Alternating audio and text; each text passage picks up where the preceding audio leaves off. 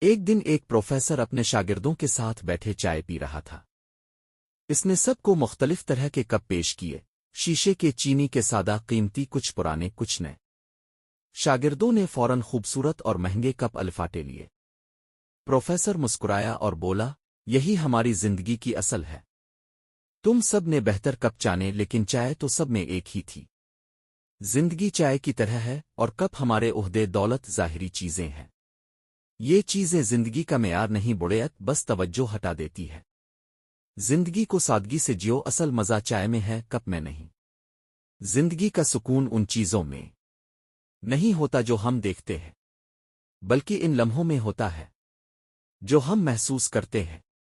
آج لوگ چائے سے زیادہ کپ کی فکر کرتے ہیں، کپڑوں سے زیادہ برانڈ کی، اور رشتوں سے زیادہ ان کے اسٹیٹس کی۔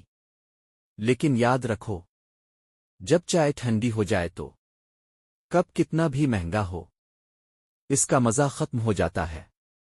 اسی طرح جب دل سے سکون چلا جائے تو دنیا کی ساری دولت بھی بے معنی لگتی ہے۔